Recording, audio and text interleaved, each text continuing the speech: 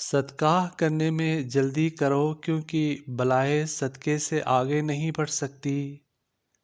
صدقہ کرنے سے مال کم نہیں ہوتا بلکہ اس میں برکت ہوتی ہے اور مال بڑھ جاتا ہے۔ اے انسان، تو میری راہ میں خرچ کر، میں تیرے اوپر خرچ کروں گا۔ ناظرین کرام، ہم آج کی ویڈیو میں آپ کو بتائیں گے کہ صدقات سے ہماری حفاظت کیسے ہوتی ہے۔ معزز ناظرین کرام، صدقات و خیرات اصلاحی شریعت میں وہ عطیہ ہے جو اللہ کی رضا اور خوشنودی حاصل کرنے کے لیے حصول ثواب کی نیت سے اس کی راہ میں خرچ کیا جاتا ہے۔ صدقات و خیرات انسانی زندگی میں پیش آنے والے تمام آفات و مصائب کے ٹلنے، روحانی و جسمانی بیماری کے خاتمے، رزق و عمر کے بڑھنے، ہر قسم کی برائی کے کھلتے دروازے کے بند ہونے، گناہوں کے اثرات بد سے محفوظ رہنے، فرشتوں کی بد دعاؤں اور اللہ تعالیٰ کے غضب و غصہ اور ناراضگی سے بچنے، موت کی سختی سے لے کر قبر کے عذاب، حشر کی گرمی، حساب کی سختی، پرصراط کی تیزی اور جہنم کی دھکتی ہوئی آنکھ سے خلاصی پانے کا ایک بہت بڑا ذریعہ ہے۔ دور حاضر میں جبکہ ہر طرف سے فتنوں اور خطروں، آزمائشوں اور پریشانیوں نے ہر انسان کو گھیرا ہوا ہے، ایسی حالت میں ہمیں صدقات و خیرات کی کثرت کرنی چاہیے۔ معزز ناظرین کرام، صدقات سے حفاظت کے متعلق چند احادیث اور واقعات آپ کے سامنے رکھتے ہیں۔ پیارے نبی محمد مصطفیٰ صلی اللہ علیہ وآلہ وسلم کا ارشاد پاک ہے، صدقہ برائی کے 70 دروازوں کو بند کرتا ہے۔ صدقہ کرنے میں جلدی کرو کیونکہ بلائے صدقے سے آگے نہیں بڑھ سکتی بلکہ صدقے سے رک جاتی ہے۔ صدقہ کرنے سے مال کم نہیں ہوتا بلکہ اس میں برکت ہوتی ہے اور مال بڑھ جاتا ہے۔ اے انسان، تو میری راہ میں خرچ کر، میں تیرے اوپر خرچ کروں گا۔ رسول اللہ صلی اللہ علیہ وآلہ وسلم کا ارشاد پاک ہے کہ روزانہ آسمان سے 2 فرشتے اترتے ہیں، ان میں سے ایک صدقہ کرنے والے کے لیے دعا کرتا ہے، یا اللہ اس کو نعم البدل عطا فرما۔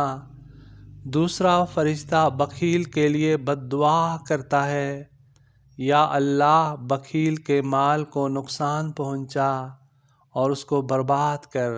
صدقہ اللہ کے غضب غصے کو ٹھنڈا کرتا ہے۔ صدقہ گناہوں کو ایسے بجھا دیتا ہے جس طرح پانی آگ کو بجھاتا ہے۔ صدقہ بری موت سے بچاتا ہے۔ صدقہ کرنے والے پر قیامت کے دن اس کا صدقہ سایہ فغن ہوگا۔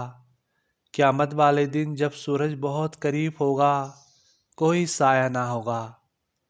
صدقہ کیا کرو کیونکہ صدقہ تمہیں دوزخ سے بچائے گا۔ معزز ناظرین کرام، صدقے سے اولاد کی کیسے حفاظت ہوئی، ایک چھوٹا سا واقعہ آپ کے ساتھ شیئر کرتے ہیں۔ سائل نے صدا لگاتے ہوئے ایک دروازے پر دستک دی۔ عورت نے اپنے حصے کی رکھی ہوئی روٹی سائل کی جولی میں ڈال دی۔ صبح وہ عورت خاوند کے ساتھ کھیتوں میں جا رہی تھی۔ اس کی گود میں اس کا چھوٹا بیٹا تھا۔ اچانک سامنے سے ایک بھیڑیا آ کر اس عورت سے جھپٹا اور اس کے معصوم بچے کو اپنے منہ میں ڈال کر بھاگ اٹھا۔ عورت نے آسمان کی طرف دیکھا اور کہا، یا اللہ میرا بیٹا بچا لے۔ ایک فرشتہ آیا، اس نے آ کے بھیڑیے سے بچہ لے کر عورت کو واپس کرتے ہوئے کہا، یہ لقمہ اس لقمے کا بدلہ ہے جو تم نے اللہ کے نام پر سائل کو دیا، یعنی صدقے کی برکت سے اللہ نے اس کے بچے کی زندگی بچا لی۔ آگے ایک اور واقعہ آپ کے ساتھ شیئر کرتے ہیں کہ ایک شخص گردے میں پتھری کی وجہ سے شدید تکلیف میں تھا۔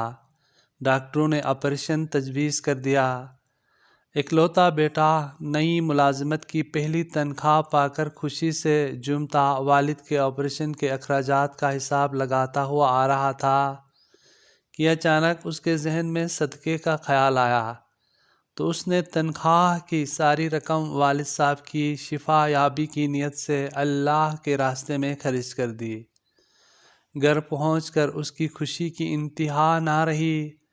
جب اس نے والد صاحب کو خوش و خرم اور پرسکون دیکھا، والد صاحب کہنے لگے، بس بیٹا، تھوڑی دیر پہلے درد ایسے غائب ہو گیا جیسے کبھی درد تھا ہی نہ۔ بے شک اللہ کے نبی کا فرمان عالی شان برحق ہے، اپنے بیماروں کا علاج صدقے سے کرو۔ ناظرین کرام، ایک دفعہ حضرت عیسیٰ علیہ السلام اپنے حواریوں کے ساتھ تشریف فرما تھے۔ ایک دھوبی کپڑوں کی گٹھلی اٹھائے سلام کرتا ہوا گزرا۔ حضرت عیسیٰ علیہ السلام نے حواریوں سے کہا کہ اس دھوبی کے جنازے میں ظہر کے بعد سب آ جانا۔ مقررہ وقت پر حضرت عیسیٰ علیہ السلام اپنے حواریوں کے ساتھ جب وہاں پہنچے تو بہت حیران ہوئے کہ وہ دھوبی ابھی زندہ ہے اور کپڑے دھو رہا ہے۔ اتنے میں جبرائیل علیہ السلام حاضر خدمت ہوئے اور عرض کیا کہ 3 روٹیوں کے صدقے نے اس کی جان بچا لی۔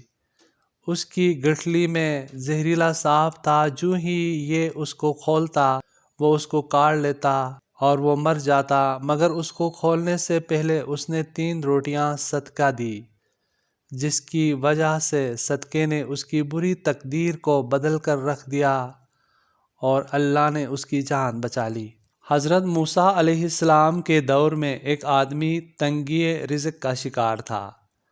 حضرت موسیٰ علیہ السلام سے عرض کرنے لگا کہ جب آپ کوہ طور پر اللہ تعالیٰ سے ہم کلامی کے لیے جائیں تو اللہ سے عرض کرنا کہ میری قسمت کا رزق مجھے ایک بار اکٹھا ہی عطا فرما دے، تاکہ بجائے روز روز بھوکا رہنے سے چند دن تو سیر ہو کے کھا لوں۔ اللہ رب العزت نے فرمایا، میرے نبی، اس کی قسمت و مقدر میں رزق بہت کم ہے، اس لیے اس کو تھوڑا تھوڑا مل رہا ہے، آپ کے کہنے پر اس کو سب اکٹھا ہی دے دیتا ہوں۔